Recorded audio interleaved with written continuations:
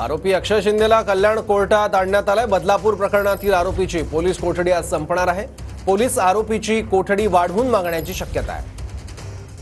बदलापूर अल्पवयीन लैंगिक अत्याचार प्रकरणातला आरोपी याची कोठडी वाढवून पोलीस मागू शकतात। आरोपी अक्षय शिंदेला कल्याण कोर्टात आता आणण्यात आलाय।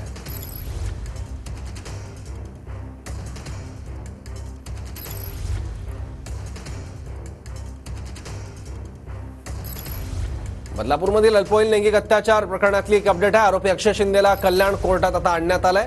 बदलापूर प्रकरणातील आरोपीची पोलीस कोठडी आज संपणार आहे। सौरव, आपण पाहतोय की बदलापूर अल्पवयीन मुलींसोबत झालेल्या लैंगिक अत्याचार प्रकरणातील मुख्य आरोपी अक्षय शिंदे याला कोर्टामध्ये आणण्यात आलेला आहे। पहिला रिमांड हा 21 तारखेला झालेला होता आणि आजपर्यंत त्याला पोलीस कोठडी सुनावण्यात आलेली होती। मात्र त्या 6 दिवसांच्या तपासादरम्यान ज्या काही गोष्टी समोर आलेल्या आहेत त्या अनुषंगाने आज पुन्हा एकदा अक्षय शिंदेची पोलीस कोठडी वाढवून मागण्याची शक्यता आहे।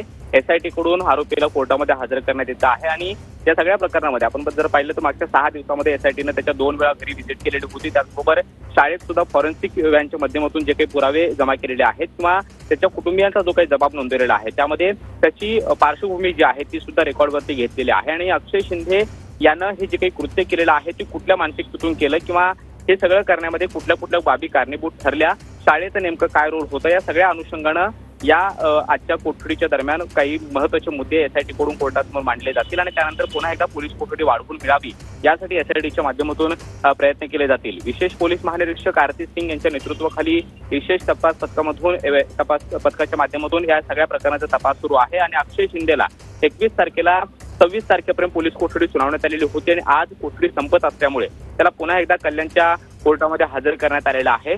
थोड्याच वेळात रिमांडवरती सुनावणी सुरू होईल आणि आणखी काही दिवस पोलीस कोठडी वाढवून मिळावी यासाठी SIT कडून प्रयत्न केले जाणार आहेत। ठीक आहे कृष्णा, धन्यवाद या माहितीबद्दल।